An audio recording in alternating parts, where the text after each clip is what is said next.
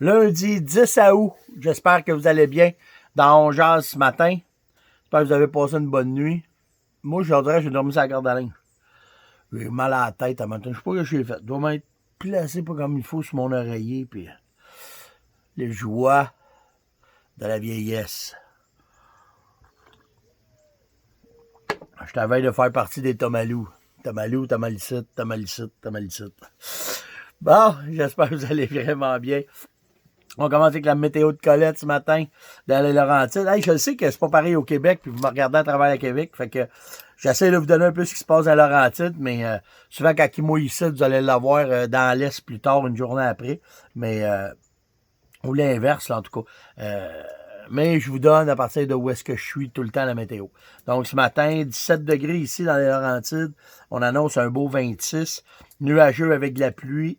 Ça va être encore bon pour les jardins. Fait qu'il y a là-dessus qu'il faut y aller. Puis, faut pas capoter. On n'a pas eu assez. Mais il y a d'autres places qui n'en ont pas en tout. Hein, fait que ça fait partie de la game. La Lune, elle est décroissante à 59%. La pression est à 9,86 en baissant.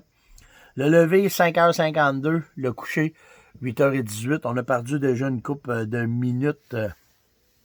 À toutes les semaines, on commence à se rapprocher vers l'automne. Donc, c'est vraiment pas pire. Écoutez, je reçois dans les recaps qu'on fait, je reçois beaucoup de photos, ok, que ce soit n'importe quoi. Vitalmix, la pause Vitalmix commence à faire son œuvre. On voit de plus en plus d'orignal rentrer ses salines. Puis c'est saline Vitalmix, puis avec le bloc de sel, le cou allongé, m'en envoyer en masse, puis lâchez pas parce que ça nous permet... Je suis vraiment content de ce produit. Je vous le dis, là, tu sais, on a des produits qu'on aime plus que d'autres, qu'on a déjà fait, puis qu'on apprécie plus que d'autres. Vitalmix, là, premièrement, j'ai fait ça avec un de mes chums, fait que ça, c'est cool, on l'a développé ensemble. Mais l'autre affaire, c'est le succès, puis la façon que le produit rapporte aux chasseurs, fait que je suis vraiment content. Un peu comme les phéromones, ça a fait la même affaire, puis je vais vous en reparler des phéromones. Vous allez comprendre pourquoi c'est efficace à certains moments, puis pourquoi ça fait la différence dans certains moments. Mais autant pour la chasse, autant pour la pêche, c'est vraiment cool de recevoir vos photos. Et là, soyez assurés d'une affaire, OK? Il y a déjà eu avant, on va dire dans le temps, certains guides qui recevaient des photos, en profitaient pour aller chasser ou quand ils faisaient des développements de terrain. Mettons, on se faisait engager. En tout cas, moi, je fais plus ça. Il y en a encore qui font ça. Mais tu te fais engager, puis tu t'en vas sur le terrain des gars, puis tu t'en vas marcher le territoire, tu t'en vas vérifier le territoire, puis tu leur donnes tes recommandations, où est-ce que les gars peuvent s'installer. Puis il y avait certains guides qui profitaient de cette tribune-là, de se faire payer pour aller voir des trous. Puis quand ils voyaient que les trous étaient intéressants, ils venaient juste se parquer à côté la saison qui suivait, ils amenaient des clients, puis ils chassaient avec les gars-là, puis ils faisaient ça. Un peu cheap shot, surtout quand tu fais confiance à un professionnel pour aller... pour te faire donner des trucs. Là-dessus, moi, mon éthique est sans égale, c'est vraiment contre mes principes. Fait que soyez sûr que quand vous m'envoyez des photos, que ce soit de boc chevreuil, de boc orignal, de n'importe quoi qui est vraiment particulier, jamais je vais publier ça, jamais je vais en parler. Ça reste entre nous autres, puis je garde ça vraiment pour nous autres. Puis tout ça pour vous dire qu'il y a des méchants beaux bocs chevreuil au Québec. C'est malade, il y a des records qui sont encore en forêt, qui sont cachés, puis il reste juste à récolter comme dans un jardin, fait que j'ai bien hâte de voir comment est-ce que la saison va aller. J'ai tombé sur des statistiques, puis ça fait longtemps que je sais ça, mais je vais vous en parler pareil. Les accidents de chasse, OK, 99% des accidents de chasse, c'est dans les miradors. OK, les accidents avec les armes à feu, il n'y en a quasiment pas. Donc, je vais vous le répéter souvent, là, mais faites attention dans les miradors, attachez-vous. Il n'y a pas... Puis pas juste avec un câble. Si j'ai fait ça, moi, quand j'étais jeune, puis à savoir ce que je sais aujourd'hui, je jouais avec ma vie. Fait qu'il y a des beaux harnais, là. Je vais sortir mes harnais à un moment donné. Je vais vous montrer comment est-ce qu'on est attaché dans les arbres. Comment est-ce qu'on fait quand on monte pour être en sécurité. Puis comment est-ce que... C'est un peu plus de trouble, mais c'est important. C'est de la sécurité. Puis souvent, on est tout seul, hein. Tu vas prendre une débarque en bas du stand, tu vas trouver ta main le temps l'autre, tu vas t'ennuyer de ta main. Fait que ça... Ah oui, hein, hier, je m'excuse pour certaines personnes. Il y en a qui aiment pas mon français des fois. Je m'excuse. Je suis de même. Si vous voulez que je fasse. Je suis un mélange de toutes les régions, parce que j'ai été dans toutes les régions du Québec. Puis j'ai peut-être des fois un peu... Je me retiens un peu là, quand j'essaie de faire... Avec vous autres, je suis plus naturel. Mais tu sais, quand je suis à la TV, il faut faire les jetés, puis les jetus, puis les jetis, comme on parle. Là. J'essaie de faire attention, mais je le sais que ça se dit pas à où. C'est où qu'il faut dire. Mais à où, c'est ça. De matin, c'est de même. Alors, je vous promets que je vais essayer de m'améliorer, mais pas trop quand même. Hein? Faut garder un peu nos couleurs. J'ai été faire un tour dans des boutiques en fin de semaine, puis les tablettes sont pas trop garnies. J'ai pas parlé encore avec bien des acheteurs, là, mais à date, ce que j'ai comme information, attendez pas à la dernière minute. Si vous trouvez de quoi qui fait votre affaire, achetez-les là.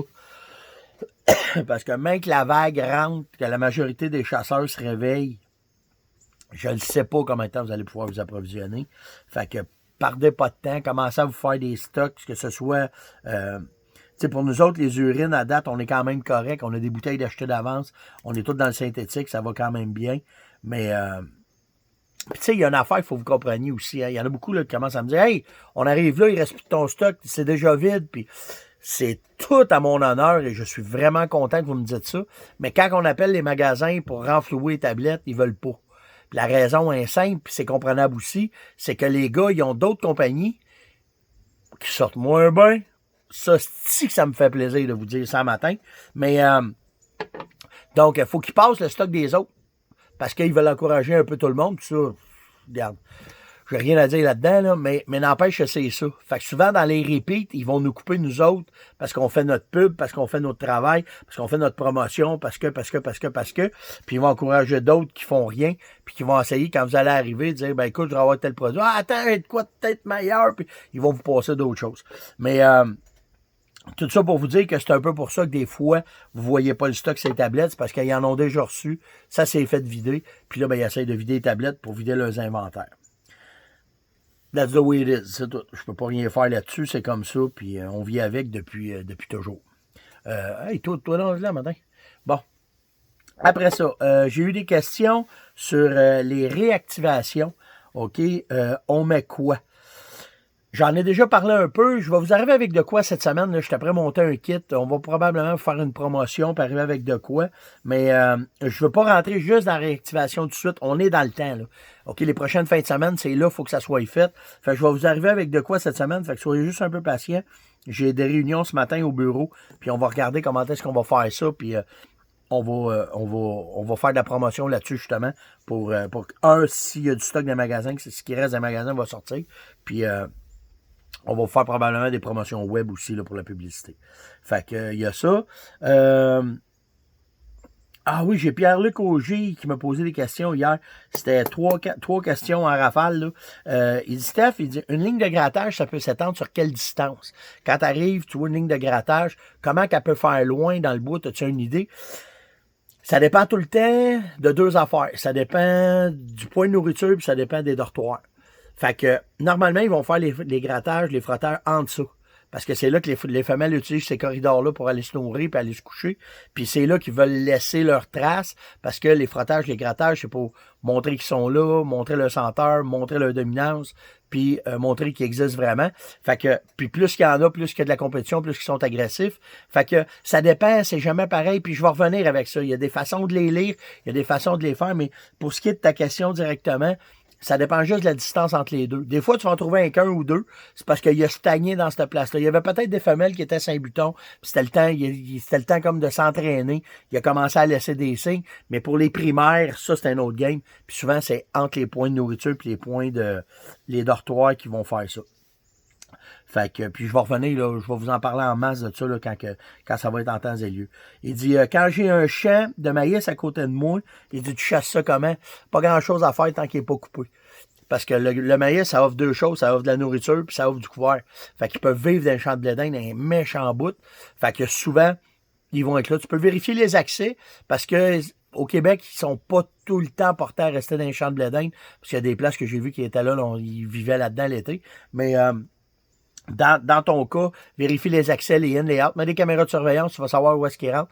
Puis après ça, prends des notes sur le vent, comment est-ce qu'il à tel vent, où est-ce qu'ils passent, où est-ce qu'ils vont. Puis tu vas pouvoir avoir une idée où d'installer ton stand, puis pour pouvoir chasser. Puis il dit, une panse de chevreuil, ça va brûler mon trou combien de temps à ma place quand je chasse si, mettons qu'il y a quelqu'un qui a tué ou n'importe quoi, combien de temps mon trou va rester brûlé? Il va rester brûlé le temps que la panse est là et que les prédateurs vont venir le manger. Parce qu'une panse toute seule, ça les énerve pas. Ils vont venir, ils vont va-et-vient puis il n'y a pas de trouble. Mais aussitôt que les corneilles se mettent dessus, qui commencent à crier puis qui amènent après ça les prédateurs comme du coyote, du loup, de l'ours, n'importe quoi qui va venir dessus, là, ils viennent s'énerver parce que la panse est là. Fait que c'est juste le temps qu'elle est là. Parce que quand elle est partie, quand on soit pas en tête, c'est comme si rien n'était puis ils vont revenir puis il n'y aura pas de problème. Mais ça dépend combien de temps que les prédateurs. Tu sais, dans l'Ouest canadien, une panse, ça dure une demi-heure. Puis ici, au Québec, dépendant des spots, des fois, ça va durer 4-5 jours. Fait que tu sais, c'est là que ça va faire la différence. J'ai Brian qui m'a demandé hier, il dit, quand tu fais tes stands, il dit, je comprends que tu peux les mettre la même journée, mais il dit, une tente, tu fais ça la même technique, la même affaire. Une tente, c'est un autre game, là. T'es sur le même plancher qu'eux autres. C'est une masse que tu viens installer. Quand ils connaissent l'endroit où est-ce qu'ils se promènent, puis qu'ils connaissent, tu sais, t'arrives avec une roche qui a poussé dans la nuit, puis souvent, on met nos tentes sur des appâts, fait qu'ils sont déjà méfiants de venir sur des appâts. Fait que, tu sais, si t'installes la tente le matin puis tu te mets dedans, sois sûr que quand il va arriver, il va spotter puis il va passer 3 heures avant de rentrer puis il va l'étudier puis il va se promener en entour. Fait que, je te dirais plus, pour le cas d'une tente, si c'est sur un appât, installe-la en même temps que tu startes ton appât. Puis quand ils vont venir manger, ils vont s'habituer. Fais attention pour pas laisser d'odeur. Puis là, ben, tu vas avoir plus de résultats que de l'installer la veille. C'est pas la même affaire que si tu chasses, mettons, tu te promènes en VTT, puis tu as une ligne d'hydro, puis tu essaies d'un soir de te planter là, puis il pleut, de mettre une tente, puis de te cacher dans la tente, puis voir qu'est-ce qui va sortir. C'est une autre affaire. Tu sais, si tu es capable de bien camoufler, tu vas mettre des arbres dessus, tu vas dissimuler, ça va être un autre game. Mais je te dirais vraiment sur des appâts, c'est pas façon, fait que t'es mieux de la mettre d'avance. Puis aussi, il m'a demandé pour le traitement des bottes, tu fais ça combien de temps d'avance pour pas laisser d'odeur dans le bois, pour pas que tu aies de problème dans le bois?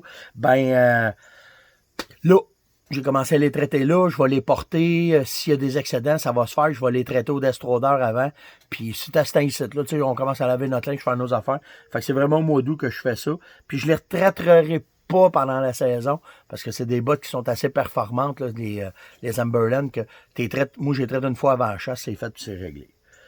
Je vais débouler ça vite à matin, hein. Faut que j'aille travailler. J'ai de l'ouvrage, j'ai du pain sur la planche. Fait que je vais avoir fait un beau petit 15 minutes au lieu d'un 25 minutes comme d'habitude. J'espère que ça a répondu à vos questions. Likez, partagez, invitez, posez-moi des questions parce que soit vous êtes trop excité, soit vous travaillez trop, soit vous êtes encore en vacances, mais ça a été plus tranquille en fin de semaine. N'empêche que j'ai quand même eu beaucoup de bon temps à jaser avec vous autres. Fait que j'ai répondu à vos questions aujourd'hui. Les techniques s'en viennent. Je t'apprends à faire préparer des produits. Je t'apprends à faire préparer des affaires. Je vous avais mis un stand de côté, mais je voulais vous montrer des affaires. Ça va aller à demain. Fait qu'on se garde des affaires, on se garde des sujets. Donc, passez une cibole de belle journée. Faites attention à vous autres, même si le temps il est gris. Commencez à préparer votre stock. Puis on se revoit demain. Ciao tout le monde!